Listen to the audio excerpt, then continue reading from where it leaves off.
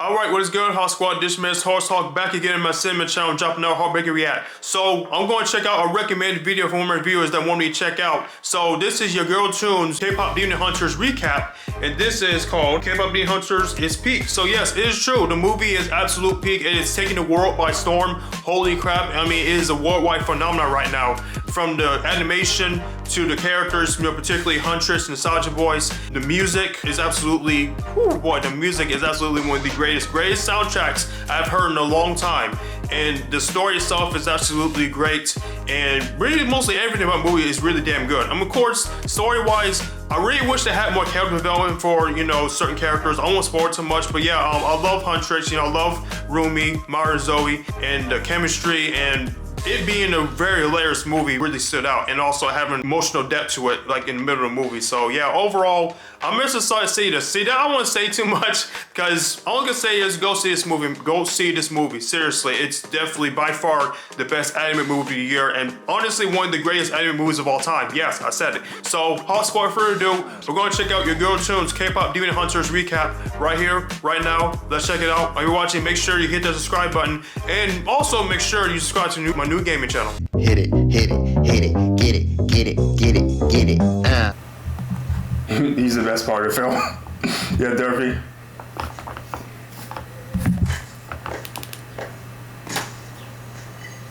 I know they got pushed for Durfee on the Netflix shop. I'm only out for a day and a half. If anything happened to him, I would kill everyone in this room and then myself. Honestly, the cat is the best part of this movie. Something monumental just happened in animation, and it came in glitter, abs, and demon slaying bangers.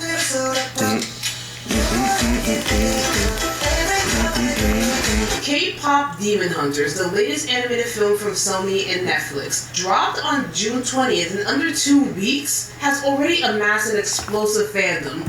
Now, not just 2 weeks, it's actually almost a month it came out. It's already being a success. Think fan edits,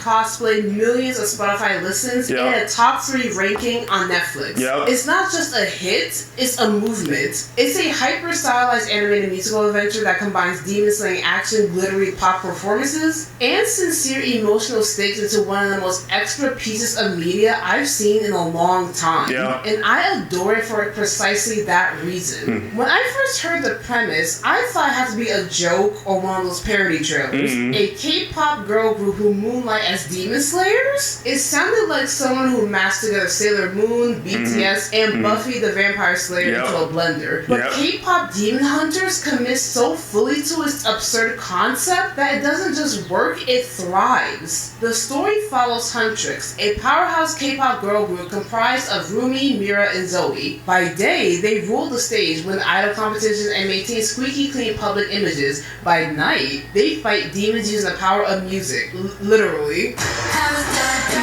It's not just about flashy fights and cool costumes, though there are plenty of them. The core mythology is rooted in generational traditions where music acts as a bridge between the physical and spiritual worlds. These girls aren't just pop idols, they're warriors in a lineage of protectors who maintain the balance between humanity and the demonic realm through harmony both literal and metaphorical. Honestly, I was floored to learn this was intended as a standalone film. Everything about its world building, ancient rituals, modern pop star politics, supernatural lore, rival bands, and magical institutions screams pilot episode, or at least film 1 of a trilogy. Given the film's popularity before it even released, I wouldn't be surprised if Netflix or someone else greenlit sequels, spin-offs, or even a full-on series. It's already being planned, but even though the directors, I don't think they mentioned yet that they're going to sequel, but as the movie being very, very successful, there's going to be a sequel. There's already a sequel being made for sure. Rich of a playground to leave untouched. The main conflict arises not only from the rising threat of demons, but also from a rival boy band, the Nostalgia Boys.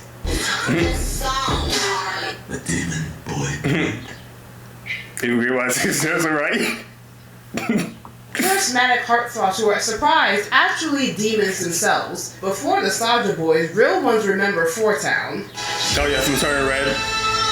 Their music isn't meant to harmonize but to hypnotize, siphoning the emotional energy of their fans to weaken the boundary between worlds and empower their evil demon king. Rumi, our protagonist, is revealed to be half demon, a secret that she hides from everyone. Her connection with Jinu, the leader of the Saja Boys, creates a morally murky romance that underscores her struggle with identity and self-acceptance. The other girls too get their own flirty moments with the Saja Boys, and the fans in the movie react just as real K-pop fandoms do, with breathless speculation, shipping, and out-of-context photos that suggest scandalous romances. The meta-commentary is hilarious and painfully accurate, making it one of the most immersive fandom-forward films I've ever seen. Here's where K-pop Demon Hunters absolutely excels, syncing action, music, and emotion into one cohesive experience. Every fight scene is a dazzling set piece, complete with glittering visuals, tightly choreographed movement, and songs that generally slap. While the music isn't traditional K-pop, it's all in English with a few Korean words tossed in there, it nails the feel of K-pop, the bombastic production, catchy hooks, and dance-forward energy. Even if you're not a fan of musicals or K-pop, the film's use of music as a narrative tool is powerful. Songs aren't just background noise, they're emotional battlegrounds. And unlike a traditional musical where characters burst into song without warning, the plot motivates these moments. Music is how Huntrix channels their power and how they emotionally connect with the world around them. It's a refreshing take on the genre that feels grounded even in its fantasy. For all of its flashy aesthetics, the movie has a surprisingly heartfelt core. The true villain isn't just the Demon King, it's shame. Huntrix lives by the mantra of perfection, never showing fear or weakness. They're idols after all, perfect, plastic, pristine. But behind the scenes, they're just young women carrying the burden of fan expectations, internalized shame, and imposter syndrome. That pressure literally manifests in Rumi losing her voice, her shame rotting her from the inside out.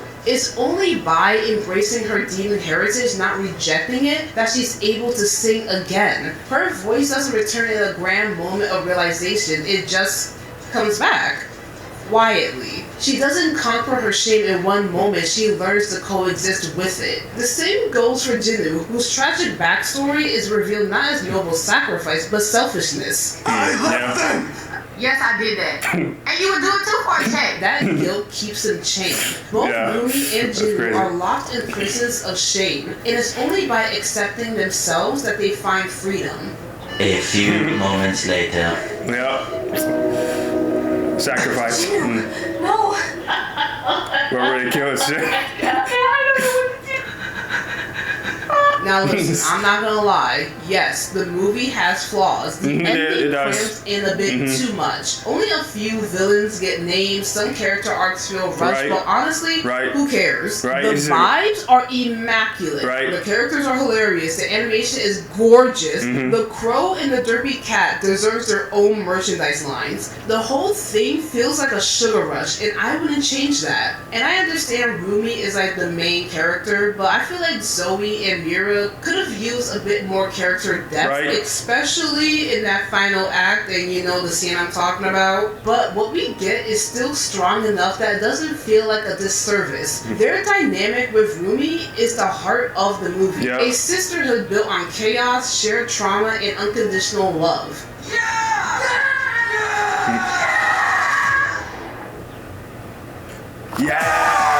Now, let's talk about why this film matters and why it might signal a permanent shift in the animation hierarchy. Hold up.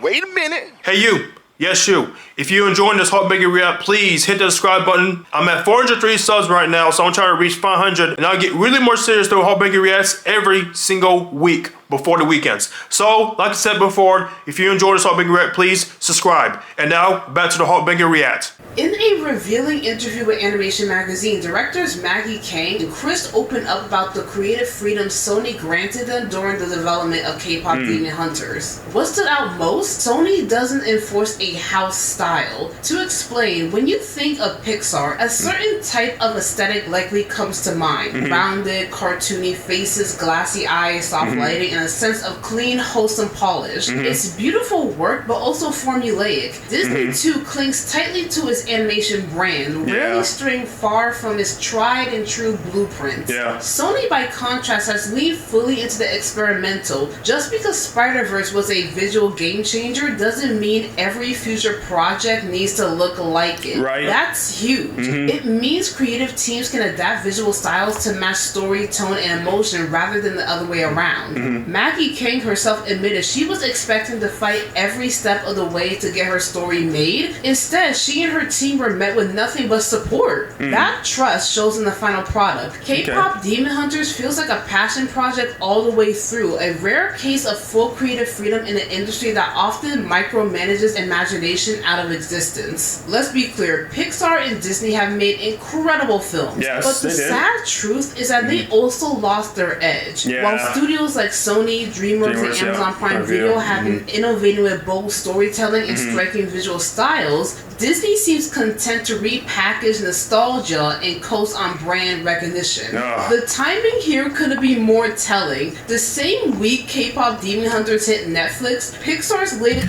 Also, by the way, Lilo and Stitch is going to make $1 billion like in a couple of days, I believe. This film, Elio, debuted in theaters. While I have yet to see Elio in theaters, I have heard great and positive feedbacks about it. It seems to be about a sweet and meaningful story about a neurodivergent child that is kidnapped by aliens. What? Sony's animation division has been on a roll since Spider-Verse. They literally blew the roof off the industry, and now with K-Pop Demon Hunters, they've proven it wasn't a fluke. They're not just telling cool stories, they're empowering artists. They're letting things get weird, emotional, stylized, fandom-driven, and it's working. One of Disney's biggest mistakes in the past decade has been treating animation like it's strictly a reliable cash grab. You can feel it in the heavy reliance on legacy IPs. I mean, how many more live-action remakes do we need? This year alone, we got what? Snow White, Hot Ass, and Lilo and Stitch. The last time I checked, they made over like what, $1 billion in the box office. That's because people were there strictly for the nostalgia. And oh yeah, spoilers for Lilo and Stitch. Skip here if you don't want to hear it. You know how in the original animated movie, Nani did everything in her power to keep her sister by her side? Nah, in the live action, she gave it to the government. Anyways, meanwhile, studios like Sony, DreamWorks, and Amazon have understood a key truth. Animation is a medium, not a genre. It can be used to tell serious stories, bizarre comedies, wild fantasy, teen melodrama, or anything in between. I mean, look at these past hits. DreamWorks, How to Train Your Dragon Trilogy, The Wild Robot, Puss in Boots, The Last Wish. Sony, Spider-Verse, now K-Pop Demon Hunters, Amazon, Invincible, The Legend of Vox Machina. I can see that. These are...